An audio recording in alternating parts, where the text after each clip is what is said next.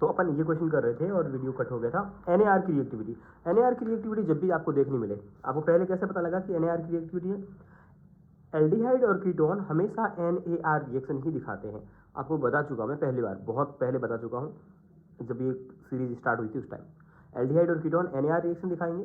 NAR की reactivity जब भी देखोगे तो एल्डिहाइड हमेशा कीटोन से ज़्यादा रिएक्टिव होगा। दूसरी बात होती है, NAR की जो रिएक्टिविटी होती है वो -I के डायरेक्टली प्रोपोर्शनल और +I के इनवर्सली प्रोपोर्शनल होती है। दूसरा पॉइंट ये लगाना है। तीसरा पॉइंट लगाना है, रिएक्टिविटी जो होती है ना वो स्टेरिक हिंड्रेंस के इनवर्सली प्रोपोर्शनल होती है। स्टेरिक हिंड्रेंस का मतलब होता है भीड़ भाड़। जहाँ भीड़ भाड़ ज़्यादा होगी, ग्रुप बड़े बड़े होंगे, वहाँ पर रिएक्टिविटी कम हो जाएगी। तो NAR की रिएक्टिविटी में ये 3 पॉइंट ही अपने को ध्यान में रखने होते हैं। NCERT में भी दिए हुए हैं, अब इस पर क्वेश्चन भी NCERT में दिए हुए हैं, तो एग्जाम में आते हैं। इसको देखोगे तो ये है एल्डिहाइड और ये दोनों हैं कीटोन, इतना तो पता लग ही रहा है आपको। तो एल्डिहाइड जो होगा फर्स्ट वाला सेकेंड और थर्ड से ज़्यादा रिएक्टिव होगा, तो ये ऑप्शन नहीं हो सकता, ये ऑप्शन नहीं हो सकता। उसके बाद में यहाँ देखोगे ना तो यहाँ मिथाइल है, छोटे छोटे से ग्रुप है ये, जबकि ये PHPS मतलब कि बेंजीन रिंग है। ये PHPS का मतलब क्या हो गया, ऐसे बेंजीन की 2 रिंग्स है। तो बेंजीन की 2 रिंग्स है इस टाइप की, कार्बन फिर ऑक्सीजन फिर इधर बेंजीन की रिंग। तो यहाँ पे स्टरिंग हिंड्रेंस इस बेंजीन रिंग का ज़्यादा लगेगा। तो स्टरिंग हिंड्रेंस बेंजीन रिंग का अगर ज़्यादा लगेगा तो फिर क्या होगा, रिएक्टिविटी में क्या आएगी, रिएक्टिविटी में कमी आएगी। तो ये जो बेंजोफिनोन है वो कम रिएक्टिव हो जाएगा, लेस रिएक्टिव होगा। ओके, तो ये वाला आपका लेस रिएक्टिव है। तो ऑर्डर आ जाएगा 1 2 3। आसान क्वेश्चन और सिंपल कंसेप्ट बेस्ड पे क्वेश्चन, और इसका कंसेप्ट ये रहा पूरा कंप्लीट। ठीक है, तो उसके बाद में 184 के बाद में अपन आगे बढ़ते हैं। अगला क्वेश्चन ये बोलता है एक ऑर्गेनिक कंपाउंड है, वो उसको NH3 के साथ में ट्रीट करने के बाद में वो B देता है। ठीक है, और उसके बाद में हीट करने पर C देता है। The treated presence of KOH produce ethylamine. अब देखो KOH के साथ में रिएक्शन करने के बाद में वो देता है इथाइलमाइन। तो आप इस रिएक्शन, ये है ना थोड़ा मिक्सिंग टाइप का क्वेश्चन है, तो इसको अपन उल्टा स्टार्ट करना पड़ेगा। जो फाइनल प्रोडक्ट जो मिलता है ना वो इथाइलमाइन है। जो फाइनल प्रोडक्ट है ना वो आपका क्या है, इथाइलमाइन है। मतलब CH3 CH2 और NH2, ये आपका फाइनल प्रोडक्ट इसमें दिया हुआ है।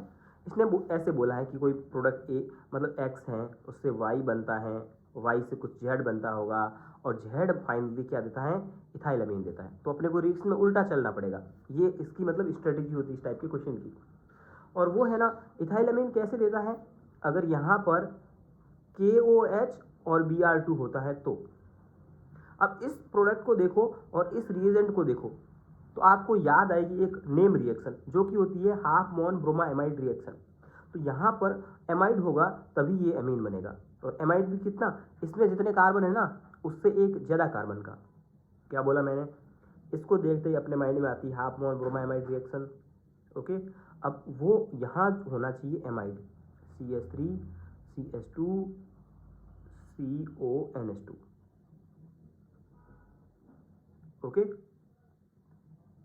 ये एमाइड होगा तभी ये बन पाएगा। ये मुझे कैसे पता लगा, क्योंकि इसने प्रोडक्ट में इथाइलमाइन बोला था और बोला था KOH और Br की प्रेजेंस में रिएक्शन हो रही है। ठीक है, और इसकी यहाँ पे कोई प्रोडक्ट था ना उसकी वैल्यू पूछ रहा है, और इसकी रिएक्शन कराई है NH3 के साथ में। तो यहाँ पर क्या रहा होगा, CH3 CH2 COOH, ये रहा होगा। तब इसकी रिएक्शन करवाई अपन NH3 के साथ में, तो यहाँ से OH हटा और NH2 लग गया। तो ये वाली रिएक्शन थी। उल्टा पूछा है अपने से, तो जब उल्टा पूछता है ना तो क्वेश्चन थोड़ा सा टफ हो जाता है, थोड़ा उल्टा सोचना पड़ता है अपने को। ओके, तो आंसर आ जाएगा ये वाला।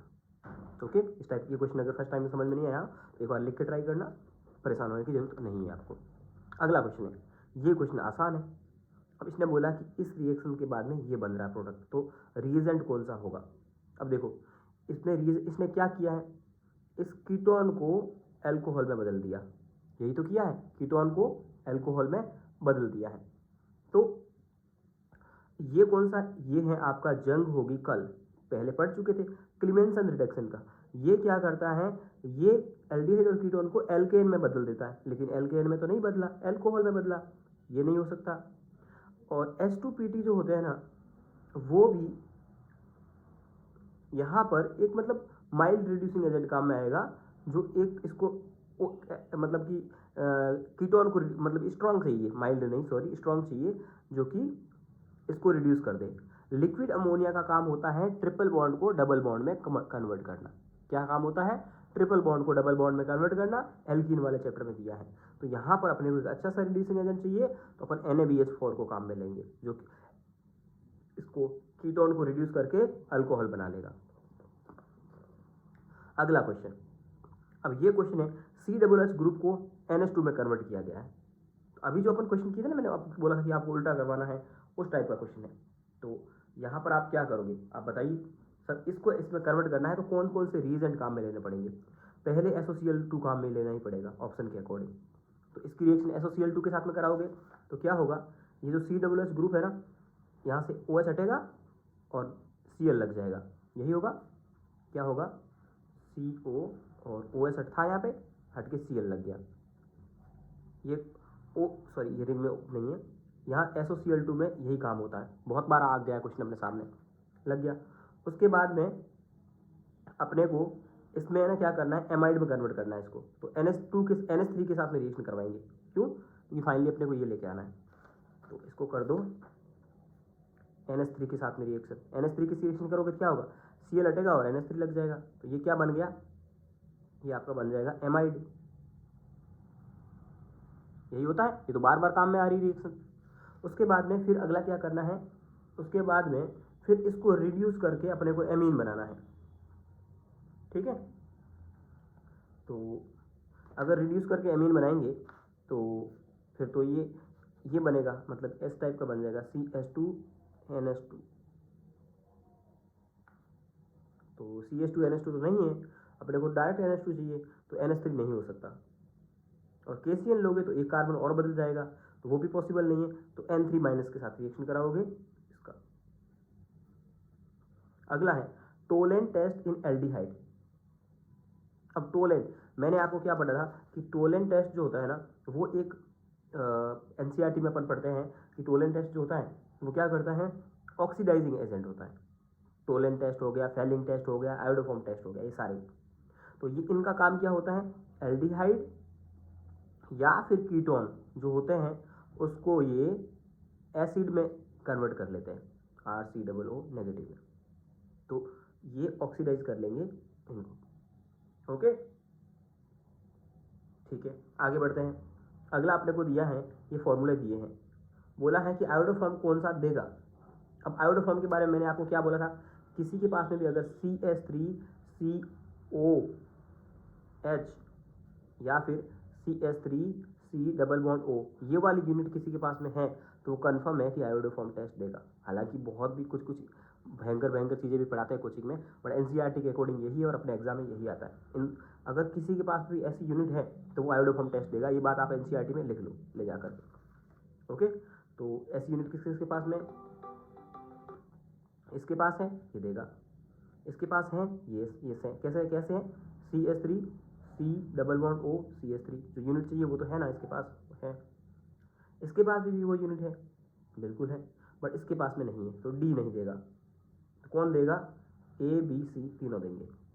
ओके, अगला है strong base can abstract from alpha hydrogen from. अब देखो, स्ट्रॉन्ग बेस है ना, किसी से हाइड्रोजन लेके जा रहा है ऐसा बोला है। इसका मतलब है इन ऑप्शन में से स्ट्रॉन्ग एसिड कौन सा है, स्ट्रॉन्ग बेस स्ट्रॉन्ग एसिड के साथ में रिएक्शन करेगा। अब इनमें से आपको स्ट्रॉन्ग एसिड ढूंढना है।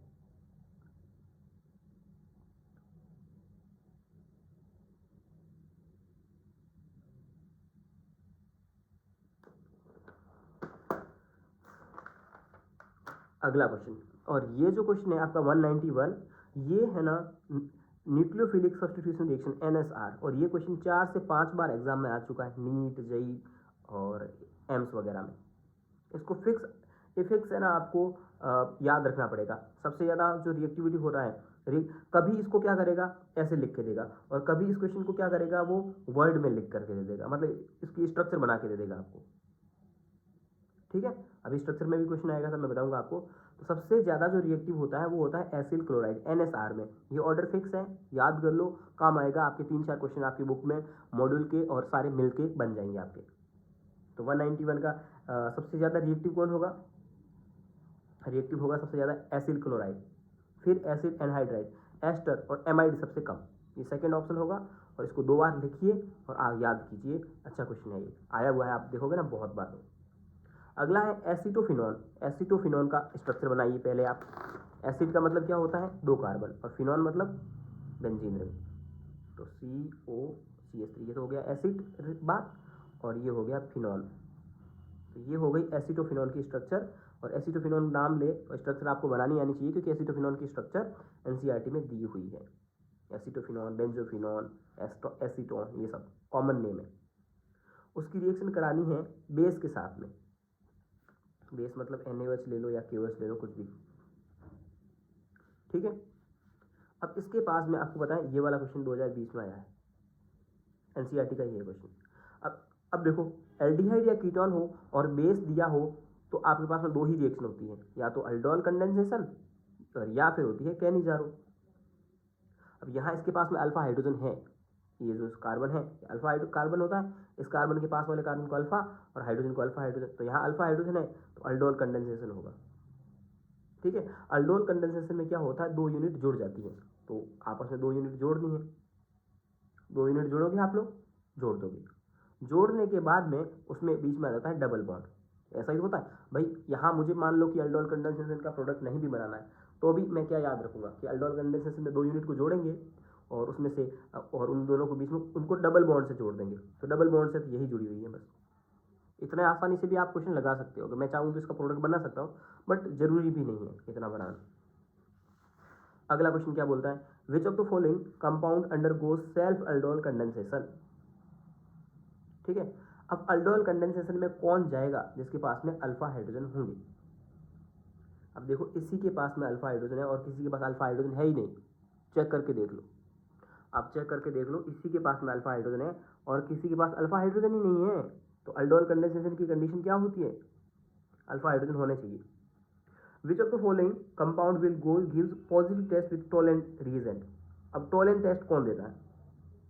टोलेंट टेस्ट देते हैं आपके सारे के सारे आपके एल्डिहाइड, ठीक है। तो एल्डिहाइड के ऊपर कर दो क्लिक। एल्डिहाइड के अलावा फॉर्मिक एसिड भी देता है टोलेंट टेस्ट। फॉर्मिक एसिड भी याद रखना, अलग से इंपॉर्टेंट है ना। ओके। उसके बाद बोला है product formed when adipic acid is heated. Adipic acid की स्ट्रक्चर आनी चाहिए पहले आपको। NCERT में एक टेबल दे करके कुछ एसिड दिए हुए, formic acid, acetic acid, adipic acid, malonic acid, इस टाइप से उन स्ट्रक्चर की अगर आपको उनकी अगर स्ट्रक्चर आती है तो भी आप इस क्वेश्चन को कर जाओगे। तो एडिपिक सबसे पहला होता है ऑक्जेलिक एसिड, फिर आता है मेलोनिक एसिड, इसमें होते हैं 2 कार्बन, इसमें होते हैं 3 कार्बन, फिर होता है सक्सेनिक एसिड 4 कार्बन, फिर होता है ग्लूटामिक एसिड 5 कार्बन, फिर आता है एडिपिक एसिड 6 कार्बन। तो 6 कार्बन वाला कंपाउंड ढूंढ लो। आसान था कि नहीं था? उनको हीट कर रहे हो और जब हीट करोगे तो पानी बाहर निकलेगा ना। ये वाला, ये तो एडिपिक एसिड खुद है, सेकेंड स्ट्रक्चर तो दी हुई ना, यही एडिपिक एसिड है। और जब इसको हीट करोगे तो यहाँ से पानी बाहर निकल जाएगा, ऊपर से OH नीचे से H, फिर ये दोनों यूनिट आपस में जुड़ जाएगी। ओके, समझ गए ना आप? एसिड को हीट करते तब ऐसा ही होता है। एक एसिड की अगर मैं 2 एडिपिक एसिड की स्ट्रक्चर आनी चाहिए, NCERT में दी हुई है, फिर हीट करने को बोला, मतलब हीट पानी बाहर निकल जाएगा, एक जगह से OH और एक जगह से H बाहर निकाल लो। ये एडिपिक एसिड की स्ट्रक्चर थी ये वाली, पानी निकाला तो ये वाली स्ट्रक्चर बन गई। चलिए अगला क्वेश्चन क्या बोलता है? The order of reactivity carbonyl compounds to nucleophilic addition reaction. NAR की रिएक्टिविटी पूछ रहा है। NAR की रिएक्टिविटी पूछ रहा है तो पहला पॉइंट अपन काम में लेंगे कि एल्डिहाइड और कीटोन में से एल्डिहाइड ज़्यादा रिएक्टिव होंगे। तो इसमें देखो ये तो है C डबल बॉन्ड O लिखा होगा तो वो होगा कीटोन, और CHO होगा तो वो होगा एल्डिहाइड।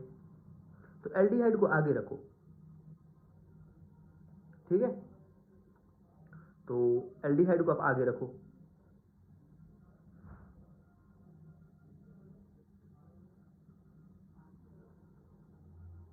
ठीक है। ये भी एल्डिहाइड, आप देखोगे ये एल्डिहाइड नहीं है, ये है फॉर्मेल्डिहाइड। देखो फॉर्मेल्डिहाइड, फिर ये एल्डिहाइड, फिर ये एल्डिहाइड, तीनों एल्डिहाइड को आगे रखा है, कीटोन को पीछे रखा है। ये कीटोन जैसा लग रहा था बट हाइड्रोजन है, तो ये फॉर्मेल्डिहाइड है।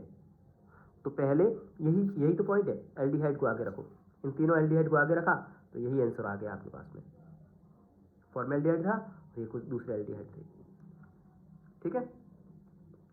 अब देखो ये बोल रहा है यहाँ पे क्या होगा अगर आप, ये रिएक्शन है, इसमें ये एनसीईआरटी में दी हुई है, एल्डिहाइड की रिएक्शन एससीएन के साथ में रिएक्शन करवाते हैं तो साइनोहाइड्रीन बनता है, साइनोहाइड्रीन बनेगा, ठीक है। और जो प्रोडक्ट होता है ना वो हमेशा रेक्सिमिक मिक्सर ही होता है या फिर नहीं होता है। रेक्सिमिक मिक्सर है तो कैसे पता लगेगा इसमें स्टार कार्बन है या नहीं है। इसमें देखोगे CH3, फिर यहाँ CH, और CH के साथ में क्या है, और एक OH है, और एक है क्या चीज़, Cl।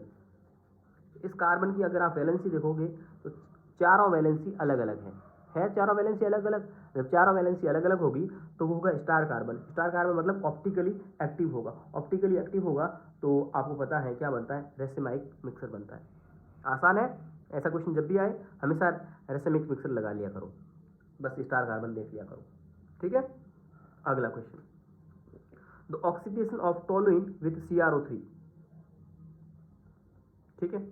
ये आपका वो बेंजल्डिहाइड बनाने का मेथड है जो आपको मैं बहुत बार पीछे क्वेश्चन में सिखा चुका हूँ कि एल्डिहाइड बेंजल्डिहाइड बनाने के जो मेथड है ना बहुत इंपॉर्टेंट है एग्जाम के पॉइंट ऑफ व्यू से, ठीक है। एक तो आपको रोजेनमुंड रिडक्शन है, एक गाटरमान कोच रिएक्शन है, एक इटार्ड रिएक्शन है, एक इटार्ड के जैसी की जैसी रिएक्शन है, और एक वो Cl2 के साथ में रिएक्शन करवाते हैं वो वाली रिएक्शन है। 5 रिएक्शन है और 5 मैंने आपके साथ डिस्कस की हुई है। तो ये देखिए टोलुइन की रिएक्शन अगर अपन CrO3 के साथ में रिएक्शन करवाते हैं तो पहले आपको पता है एक इंटरमीडिएट बनेगा और फिर इंटरमीडिएट को अपन उसका NaOH के साथ में रिएक्शन करवाएंगे तो उसमें बेंजल्डिहाइड बन जाता है। ये मैंने आपको बोला था कि आप डायरेक्ट याद रखो, बोला था।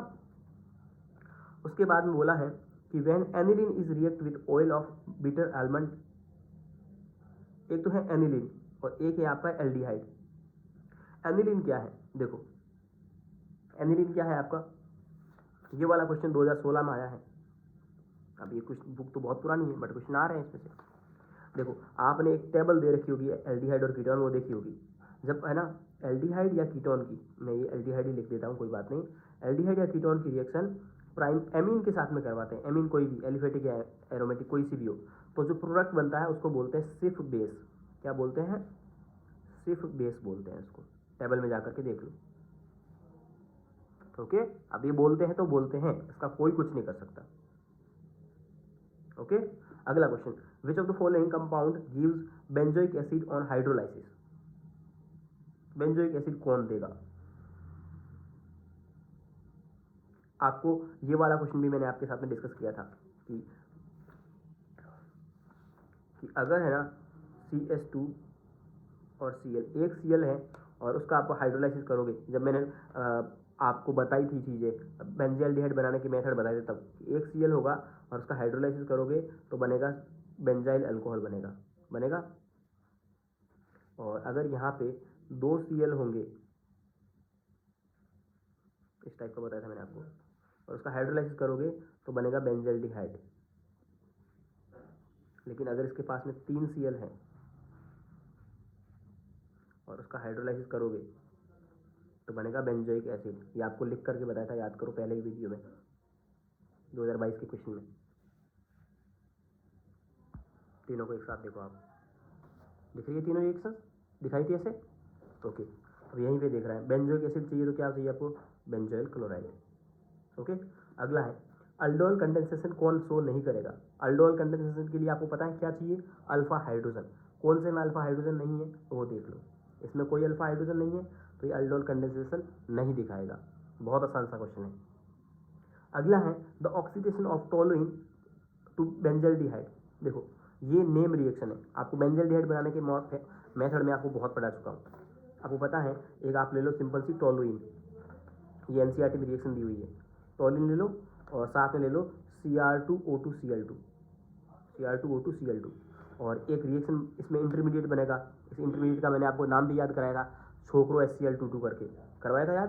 तो इंटरमीडिएट बनेगा और फिर उसका हाइड्रोलाइसिस कराते हैं तो बेंजल्डिहाइड बन जाता है। और इस रिएक्शन को मैंने बोला था इटार्ड रिएक्शन। आसान क्वेश्चन, ठीक है। अगला बोलता है कीटोन होते हैं और कैसे बनेंगे। कीटोन मतलब अजीब सा क्वेश्चन है। अब देखो, अल्कोहल और फिनॉल वाला चैप्टर जब पढ़ते हो ना, तब वो बोलता है कोई अगर फॉर्मेल्डिहाइड है, कौन सा है, फॉर्मेल्डिहाइड है, तो उसका अगर आप ऑक्सीडेशन करोगे,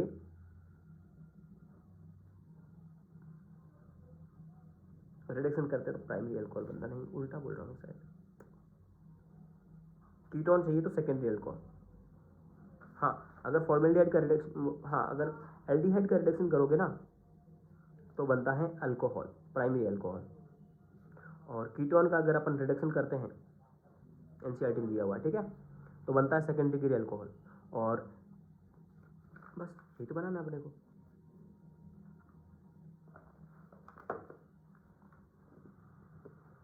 अगला क्वेश्चन क्या बोलता है, phenyl methanol prepared by reducing of benzaldehyde with phenyl methanol. मैं पेज अलग लेता हूँ, फेनिल मिथेनॉल, ये मिथेनॉल हो गया, उसके बाद में इसको फिनाइल बनाना है तो फिनाइल मिथेनॉल हो गया। Okay, can be prepared reducing benzaldehyde, और इसको क्या करना है, बेंजल्डिहाइड को रिड्यूस करके बनाना है, इससे ये बनाना है, ऐसा ये क्वेश्चन वाला बोल रहा है। ओके, तो इसके लिए आप क्या काम में लोगे, तो रिड्यूसिंग एजेंट काम में लेना पड़ेगा जो एल्डिहाइड ग्रुप को अल्कोहल में बदल सके, ठीक है। तो जिंक और मेटल विद एसिड, आपको पता है रिड्यूसिंग एजेंट मैंने आपको याद करवाए थे, क्या क्या याद करवाए थे कि कोई भी metal with hydrogen reducing agent का काम करती है। ऐसा कोई भी कंपाउंड जिसमें बहुत सारे हाइड्रोजन हो वो रिड्यूसिंग एजेंट का काम करता है, NaBH4, LiLH4, है ना, जिसमें हाइड्रोजन ज़्यादा हो, B2H6 जिसमें हाइड्रोजन ज़्यादा हो, वो रिड्यूसिंग एजेंट का काम करते हैं। मेटल के साथ में हाइड्रोजन, और एक होता था मेटल के साथ में कोई भी एसिड, ये रिड्यूसिंग एजेंट होता है। तो यहाँ पे आपको ये मेटल के साथ में एसिड दिख गया, ये रिड्यूसिंग एजेंट है, इसको रिड्यूस कर देगा। अब एस्प्रिन का नाम पूछ रहा है, एस्प्रिन का नाम आपको याद रखना पड़ेगा, ठीक है। ऑर्थो हाइड्रोक्सी बेंजोइक एसिड, ये एल्डिहाइड कीटोन वाले चैप्टर में ही आता है, बहुत इंपॉर्टेंट है, जेई में आया हुआ है, ऑर्थो हाइड्रोक्सी बेंजोइक एसिड, ठीक है। मतलब कि बेंजोइक एसिड क्या होता है, ये होता है COOH, ऑर्थो पे हाइड्रोक्सी मतलब कि OH, ठीक है।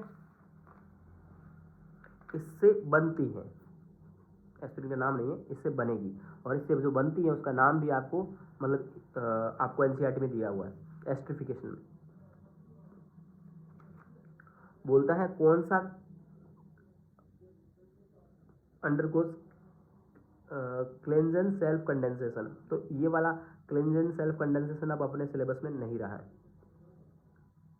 ठीक है। एस्टर और एस्ट्रिफिकेशन की रिएक्शंस नहीं आती ज़्यादा, तो ये चीज़ें अपने को नहीं करनी है, क्योंकि अपने लास्ट टाइम में तो ऐसे क्वेश्चन करके अपना टाइम वेस्ट नहीं करना है जिसमें फालतू का माइंड लगे और एग्जाम में क्वेश्चन आए भी नहीं। अगला बोलता है आयोडोफॉर्म टेस्ट कौन सा नहीं देगा। आयोडोफॉर्म के लिए आपको पता ही है CH3COO वाली यूनिट होनी चाहिए, भैया डबल बॉन्ड हो या फिर यहाँ OH हो, सब इनकी स्ट्रक्चर बना बना के देखनी पड़ेगी। पहला है इथेनॉल, इथेनॉल मतलब कि CH3COH, CH3CH2 और OH, यस, इसके पास में वो यूनिट है, यहाँ लगाओ या यहाँ लगाओ, इथेनॉल देगा। भाई इथेनॉल को कैसे लिखते हो आप, CH3CH2OH, इसके पास में, इसको अगर देखा जाए तो इस कार्बन के पास में एक CH3 भी है, एक OH भी होना चाहिए, यही तो है, कार्बन के पास एक CH3 भी होना चाहिए और एक O भी होना चाहिए, तो ये है इथेनॉल के